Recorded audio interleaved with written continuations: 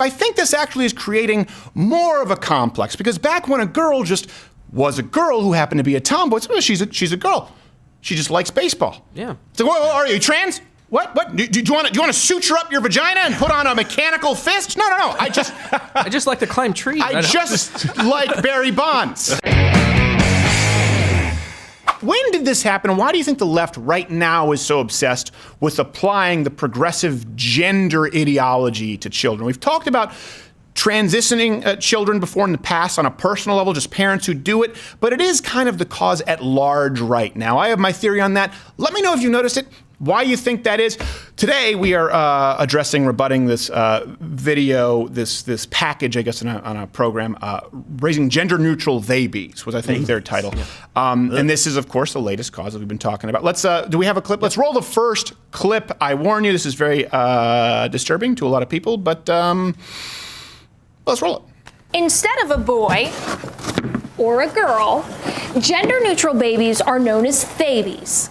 Theybies are babies without a known sex. That means only parents and trusted caregivers know that baby's anatomy. They say the gender part comes later and is left up to the child. What if it's it's a Theybie with rabies? And scabies. Maybe he has scabies. Tell me, baby, here's the thing. How many takes do you think that took with putting the balloon in? Right. Oh, yeah. I'm just imagining. Like, just imagine like the budget. Damn it. And don't you know, this is one thing too. I would like to know Silicon Valley, Twitter, Facebook, YouTube, who have these rules where we have to talk about gender and separate gender from sex. Right. They just said babies without a known sex. How do you expect us to play by rules that you can't possibly even follow because it's made up? Sex and gender have always been the same thing. Gender was a grammatical term largely until very recently. And this is the thing, gender neutral parenting, it used to mean that you didn't force your children to play with Tonka trucks or your girls to play with Barbies. I'll do both of those things, by the way. Both of them. As soon as my boy comes out, he's getting a Schlitz in one hand and a Tonka truck in the other. I'm not raising San Francisco grandchildren. But now they want you to think, and this is, I want to get to all the details here because it's very disturbing. They want you to think that if a girl is a tomboy and she plays sports with her dad, that she's transgender now. Right. Yeah. And this is in order to be more sensitive. I think this actually is creating more of a complex, because back when a girl just was a girl who happened to be a tomboy, she's a girl. She just likes baseball. Yeah. So, whoa, are you trans? What? Do you want to suture up your vagina and put on a mechanical fist? No. I just like to climb trees. I just like Barry Bonds. Yeah. It's okay. Same thing if a boy is sensitive. You know, if a boy used to be sensitive, well, hold on, you want to cut off your penis? No. I just like rom-coms. Something. Because I watch them with mom. I think in trying to be more sensitive, these people are creating an atmosphere where people are going to be. They're going to have more societal pressure on them. Yeah. There are people who are trying to raise these kids in a completely genderless environment, and they're hiding it. Will go from others. Yeah. And that creates some discomfort, and it forces the child, we'll get into this, they're now forcing the children into this sort of non-binary they realm of pronouns. And there's an irony here that's lost. Let's go to it. The gender reveal won't happen anytime soon. We did not assign a sex at birth, which means when they were born, they had genitals and we know what they are. We just chose to acknowledge that those genitals don't indicate anything about gender. Wait, okay, chose to acknowledge? What does it mean? First off, no sex at birth? I thought gender was separate from sex. I'm so confused. Again. The sex is important. We were told that sex is biological, right? Mm-hmm. And gender is how you identify. Well, right now they've just said sex. The first lady who's introducing this package at whatever his local affiliate, Burlington, Vermont, I have no idea, PBS, said sex, and they're going to go back to that with a birth certificate. We just chose not to acknowledge the sex. Right. Oh, you chose not to acknowledge the sex. Okay. What about doctors? Yeah. What about anyone involved with modern medicine or all that we have come to know up to the year 2020 involving biological sciences? Think about it. So, what do? You go into a doctor, you go, hey, is my kid healthy? Well, I think he's healthy enough. Well, let me take a look. What's your child's weight? 85 pounds. Well, okay, is your daughter I'm sure that's fine. What's the height? Right, well, what should be the size of the cranium? I think we have an overlay here. You can look at these charts. They are all dependent on a child's sex. Anyone who has a dog knows that. I have Betty. Betty is on average 15 to 20 pounds lighter than Hopper for the breed standard. Right. What does the doctor do? Risk hate speech because you chose to not acknowledge the sex. Your words, not mine. And by the way, outside of the realm of medicine, even the preference for certain toys with young children based on innate sexual characteristics, not just social norms. The greatest indicator that we have of young people, children, boys and girls, as to how their behavioral patterns will manifest themselves, not only themselves, but in their interactions with other people, is their genitals, is their biological sex, especially before you introduce language into the mix. Of this, there can be no debate. Let's go to the next one. Your next question might be, is Sparrow a boy or girl? Can I see Elmo? The answer, Can I see Elmo? to be determined. My own mother did not know Sparrow's genitals for the first 3 months, even though Watch she was this. living with us at the time. Look how smug. Doing so good. Sparrow's parents decided so to woke. raise their baby gender neutral, Watch this. meaning Sparrow will decide gender when older. Even Sparrow's birth certificate says sex unknown. Well. First off, before we get to the birth certificate, Three times now. my mother didn't know, and she lived in the house for a year. Like, what are you trying to pull a trick? Are you playing cups? Like, what is this? I hate that. And the birth certificate, she won't determine her gender until later. Even her birth certificate says sex unknown. Unknown. You made them times now. interchangeable. And this is what they do. They try and walk backwards and lay down set bear traps for you where you go, hold on a second. You can't change your biological sex. Well, I don't believe in changing biological sex. It's about gender. The two are separate. But you put unknown on the birth certificate for sex. Wow. Let me go create some community guidelines so you're banned for even talking about this. I would wager this is far harder than just being, I can't say, I'm not allowed to say normal. We'll have to bleep that. Soft bleep so people can understand. Rather than doing it normally, or let's just go with the traditional way. Yeah. But your mother lived in the house for 3 months, had no idea. She never changed a diaper? Yeah, what was she doing there? It seems very abnormal to raise a child this way. You are going to such extreme measures to hide the child's sex from other people. I mean, anyone who's ever had a child, you know they're going to storm out of that bedroom naked at some point. Yep. Exactly. Yeah. It's just going to happen. One of those times. And she lived in the house and she didn't even know. Really? Well, to what lengths did you go to try and disguise the, gender, sex, whatever term you're using that day, as long as you want to score points on me in a debate to avoid logic? What lengths did you go to? Because guess what? That's going to be offloaded onto your child. Yeah. They're going to see that as they grow a little bit older. All right, let's go to the next clip. We are in no way prohibiting Sparrow from having a gender. Yes, you are. And we're Yes. not forcing them to be one gender or another. Actually, interesting you should bring that up. Because in the realm of, this is where there is no consistency, because I think Facebook, is it up to 57 genders now? At one point it was It's higher 53. than that, I think. They added Wow. some. Here's the thing. These are definitive genders. Yeah. We aren't just told that there are a multitude of genders or I don't fit into the binary. That's not where this has ended. They've gone into creating specific gender categories that never existed until, for some reason, 2018, right? We figured it out. Yeah. Just don't tell the doctors. And They've prosperous for our own good. and this is important because identifying as they, it's its own thing. The Yeah, left has said, the progressive left, they've been emphatic that a they/them pronoun is its own exclusive non-binary identity and that it reflects how someone feels on the inside. So it's not that they is a general catch-all for people who don't identify as male or female. yeah. That is one of the 50-something genders. Right. And lest you think I'm making this up, let's go to the clip of them being very clear in these new instructions. When someone identifies with a pronoun, they're essentially taking their little piece of that broad universe and identifying with that. And so in using their correct pronouns, we're validating that, yes, you are right in your identity and you are important. For more context in there, in that original clip, she was talking about they. Yeah. It's important to know. So what do you do Little now if you confusing. don't know? Like if you're trying to be even woker? Well, that's a good question, because by that logic, forcing your child to be a they, them, how is that any more valid than raising them as a he or a she? Right. Right. And what is this concept of forcing your child? Short of abuse, you're not forcing your child to do anything. This is another thing when people talk about spankings or disciplinary action. Right. I don't want to get into whether you're pro-spanking or not pro-spanking. But people go, well, what are you, spanking adult? I also wouldn't tell an adult to go to his room. It's not an appropriate analogy. I wouldn't tell an adult to stop playing in his own I wouldn't tell an adult to stop pulling on his balls like it's a door knocker from Young Frankenstein, but I have to do it with my nephew. It's not a valid Are you forcing your child to grow up in your house? Are you forcing them not to live in their own filth? Are you forcing them to not watch R-rated films?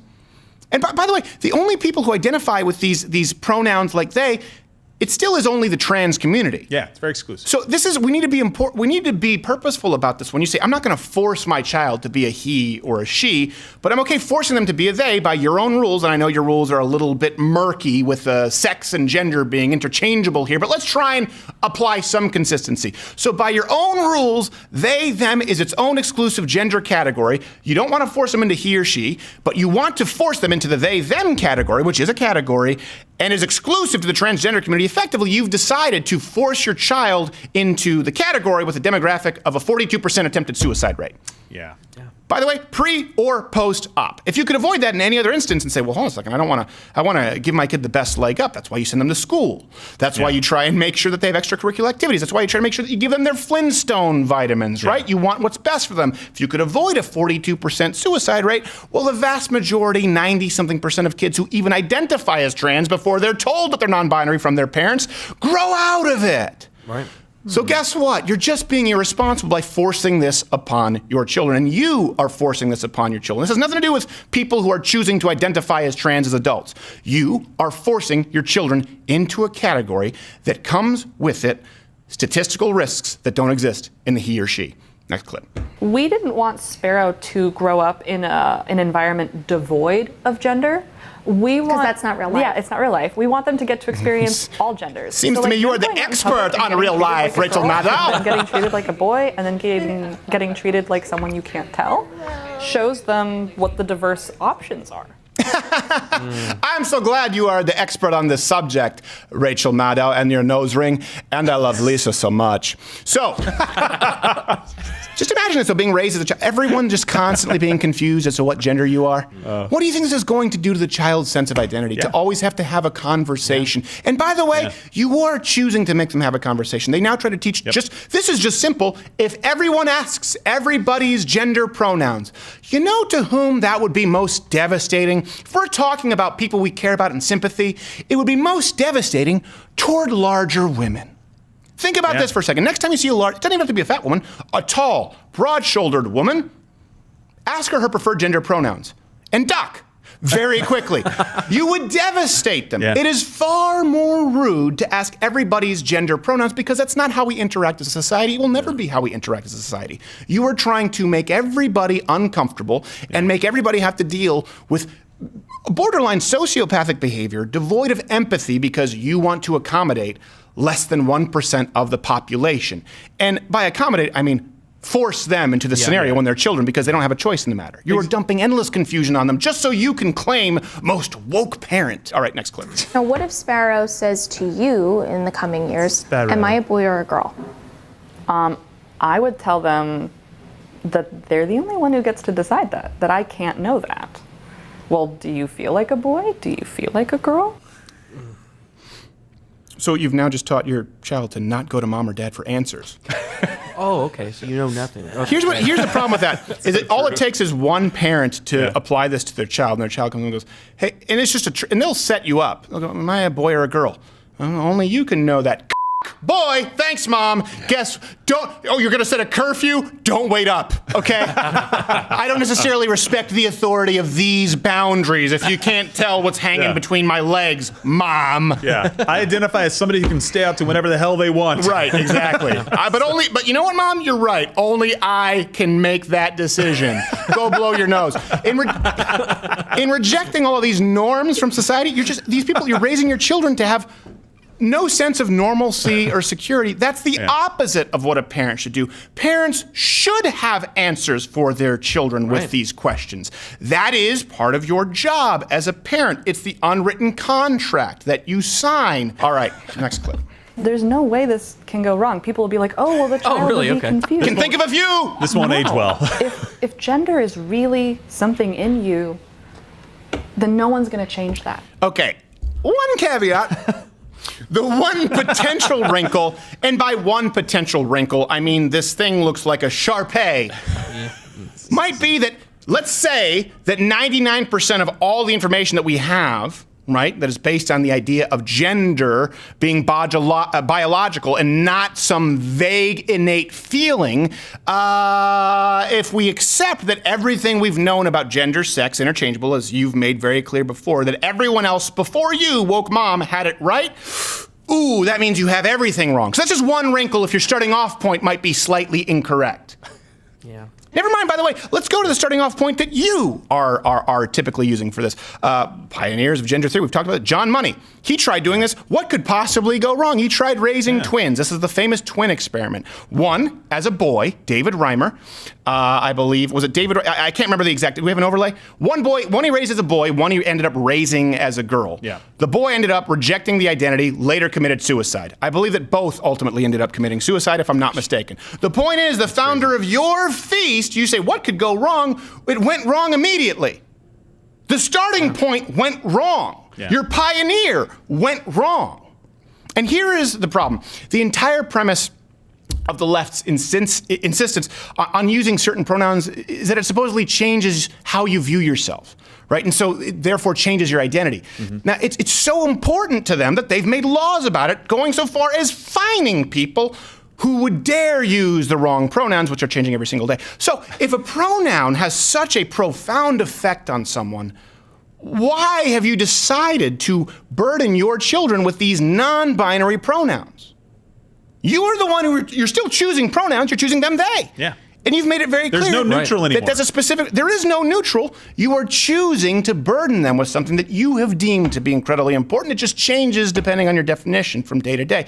And if gender is really socially constructed, as leftists argue, and this is why I think it's important, because we can argue about it, and we have done this before. I would say when we started this show, we were arguing about this philosophically and what kind of societal ramifications they could have if we completely eliminated the idea of gender lines or norms. But this is now a very real, a very tangible application. Yeah, it's in process. In the most innocent among us, the most vulnerable among us, children. Think about it. So let's go with this. If gender is socially constructed, as you say, and it's the most powerful shaping force in society, as they try to make it out to be, to the point where they want their birth certificates to read, your guess is as good as mine. Right. Unclear. Then that means it's really important how your mother, gender, and your dad, gender, raise you. Oh, wait, hold on a second. Where's the dad? Go watch this video, tell me if you see one. If we're talking about how important gender is, okay, I'll go with that. I believe that gender and sex are important. I believe, and every single statistical reality that we have reflects this, that a child does best and requires a mother and a father. A mother and a father because, yes, gender does determine that people are singularly unique with attributes as well as shortcomings. Mothers and fathers. Where's the dad? If we're talking about what's best for the child, where is the dad? And this is where all of this stems from, okay? I think this is important for people to note. It's a dad's job to stop this kind of stuff. Typically speaking, we're talking about the gender roles, right? Mom is supposed to be more nurturing, more loving, more empathetic. They listen to your feelings. Dad is the one who is supposed to be pragmatic. Dad is the one who tells you to stop, cut it out. Don't make me come back there. Mom is the one who says, well, can't we get him this toy? And dad says, money doesn't grow on trees. These are the traditional roles that we're talking about. I'm not talking about a dad smacking you around or not telling you that he loves you, he won't hug you. That's not what I'm saying, not some false sense of machismo, but there are appropriate roles, gendered roles, for mothers and fathers in the home. And we've decided for some reason now that one gender is completely limited. I'll tell you where this starts from, and this really bothers me. It comes from, I'm not saying the gay agenda, that's what I'm saying, but the radical gay left. I'm talking about the Folsom Street Fair, this type of stuff, where we've talked about this before. This is the first society in the history of ever to have men getting married. And that was the start where we said, kids don't need a mom and a dad. Yeah. Two dads, exact same thing. I'm not saying that a kid who's in a foster home or who's in Oliver Twist wouldn't have done better with two dads who like to do interior decoration. Of course he would. But I am saying that in the ideal scenario, we should aim for a mother and a father because they both provide something singularly unique to that child that the other cannot. And this came with the idea of two dads just as good, two moms just as good. But before, and this is one thing I want people to understand, before we get to this whole idea of the gay agenda that people often bring up, that's not where it started. You know where this started? It's a societal issue. I'm using a specific example to make a point, so don't think that I have some vendetta against Jennifer Aniston. Let me explain context. I stopped watching Friends when Rachel on Friends said, I want to have a kid. And Ross, who I believe, if I'm not mistaken, was the father, and she was saying, no, it was a one-night stand. I don't want you in this child's life. And we praise this woman. Society praise. Right, Look, Jennifer Aniston, Rachel's having a child now with no dad because she's a strong, independent woman. Guess who's not going to be strong and independent? That child, statistically, more likely to end up in prison.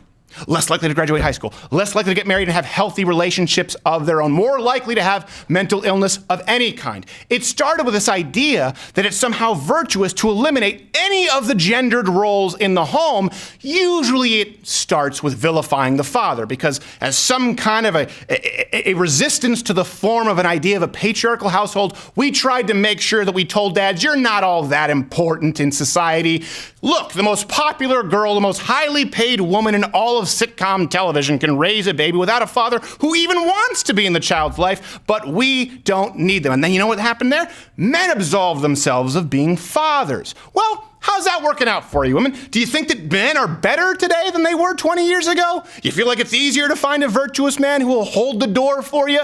This is what it comes down to. Fathers matter, mothers matter. Why? Because sex is biological, it is innate, and you can't choose it, and you certainly can't choose it for your child, and then when your child comes back and asks you what gender they are, saying, I don't know, what do you think? It's no way to raise a child, It's no way to run a society. Hey there, YouTube viewer. If you like this video, click one of these other videos playing in a box up there and hit subscribe or the notification bell if you're already subscribed so you can find out about our new non-controversial videos, which don't ruffle any feathers and, of course, are not a violation of YouTube's algorithms. Everyone's welcome here, except I don't know if we are, but it's our channel. I'm not sure how that works.